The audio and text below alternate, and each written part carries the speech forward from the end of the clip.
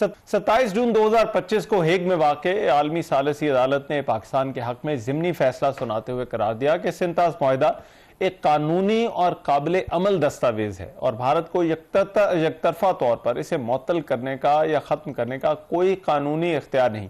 8 अगस्त 2025 को अदालत ने हतमी फैसला जारी करके पाकिस्तान के आबी हकूक को बरकरार रखा और भारत को पाबंद किया कि वो पाकिस्तान के इस्तेमाल के लिए मगरबी दरियाओं का पानी जो है वो बिला रोक टोक उसको बहने दे।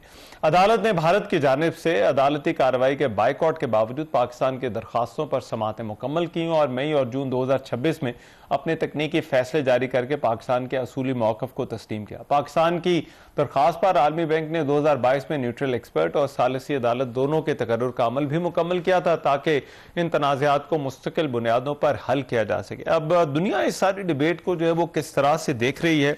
पाकिस्तान और भारत के दरमियान ये जो सिंतास मुआहिदे का मामला है ये किस तरह से ना सिर्फ खित्ते के लिए बल्कि दुनिया के लिए जो है वो एक रिस्क भी है और अहम भी है। इस पर जो है वो प्रोग्राम के इस हिस्से में बात होगी। रिचर्ड लाइबे जो है वो मुझे ज्वाइन कर रहे हैं, जो कि ब्यूरो चीफ रह चुके हैं पाकिस्तान के वॉशिंगटन पोस्ट की तरफ से, अभी वॉशिंगटन में बेस्ड हैं। उनसे इस हवाले से जो है वो बात होगी। मिस्टर लाइबे, thank you so much for your time and taking time out to talk to Express News. I just want to start this discussion by knowing your views on suspension of this treaty by India after Pulwama incident. How do you think that this suspension is affecting relationship between India and Pakistan? Well, let me start off by saying one thing. It's a sort of general statement, which is everybody needs water. Water is life. And this situation, which grew out of India's abrupt and some say illegal suspension of the treaty, has ramifications beyond just the relationship between India and Pakistan. The two countries have long been locked in conflict, as you know.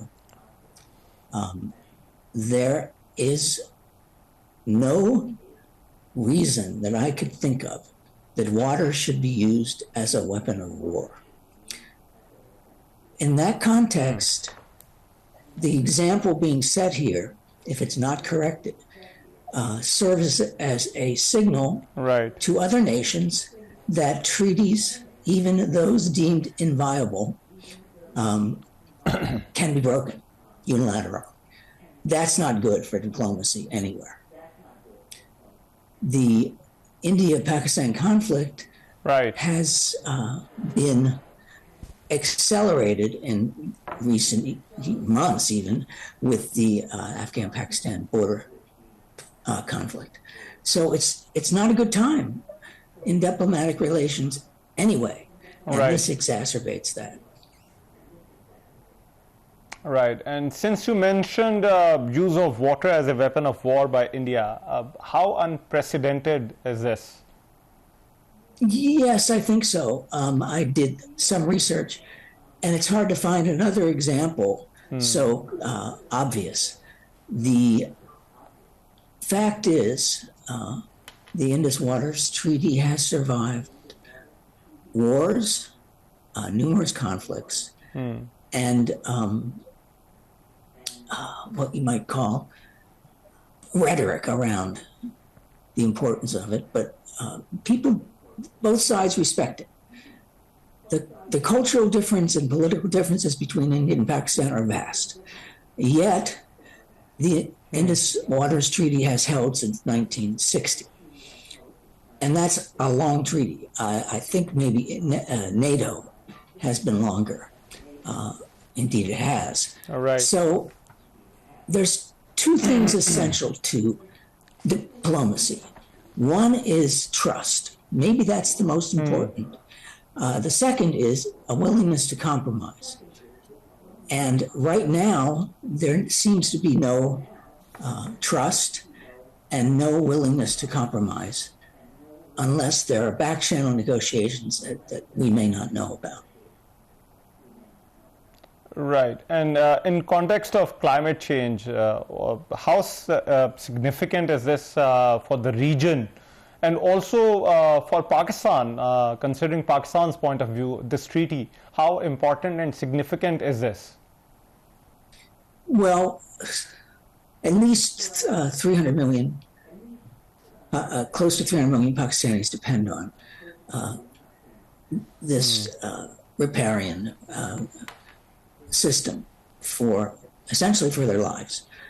India has quite a number of millions of people also dependent on it. And global warming is already threatening the stability of the system. You have glacial melt and sort of unstable conditions with water delivery anyway. And there have been droughts, and also a sort of running fear of what global warming would do. And these kind of episodes in warming did not exist when the treaty was written and approved. Right. There have to be adjustments in the kind of technical pieces of the agreement. And I think that global warming many dispute this, but global warming is not going to go away. So this treaty should be considered quite unstable anyway at the moment. Scholars have said that. Can the treaty even survive global warming if nobody begins to look at that factor as part of the diplomatic needs here? Right. And Mr. Laibi, moving forward, how important it is for India and Pakistan to resolve these water-related issues or issues related to Indus Waters Treaty? It's important not only for the bilateral relationship, because the bilateral relationship, as I mentioned before, is always strained. So that's essential and has been essential.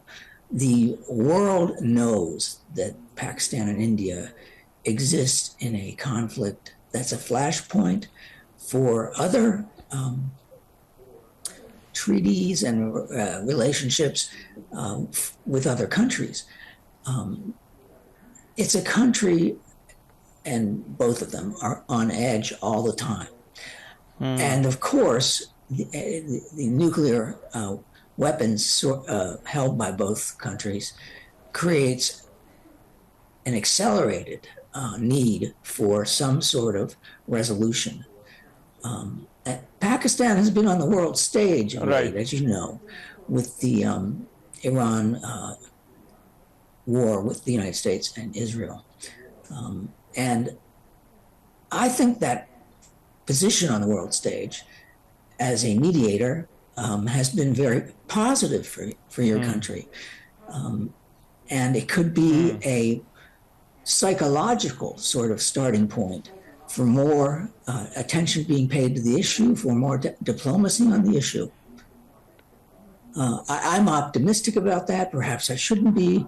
I've been on the program before and expressed little optimism about your country's willingness or ability. I'm sorry, I should say both sides' willingness and ability to work out tensions. I mean, if you fought a limited war over this issue, not this issue particularly, over was a terrorist attack that India blamed on Pakistan. And I think I can say nobody wants war. And it has affected the entire region. This is a small example, or a relatively unknown example, I think, of where conflict can continue to cause instability. Right. And lately we have seen a lot of debate surrounding Indus Waters Treaty. We have also seen some judgments, observations by the international tribunals as well. Do you think that the debate surrounding this issue will create enough pressure on India to sort of resolve these issues moving forward? Well, I know a very important conference was just held Pakistan on the issue. It was a one-sided conference. I would hesitate to say, because, I mean, I would judge it that way because India did not cooperate. And the fact is,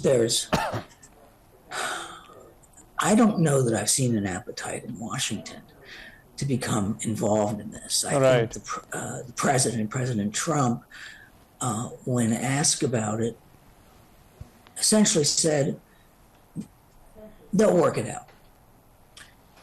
That sort of attitude, in my view, can be dangerous.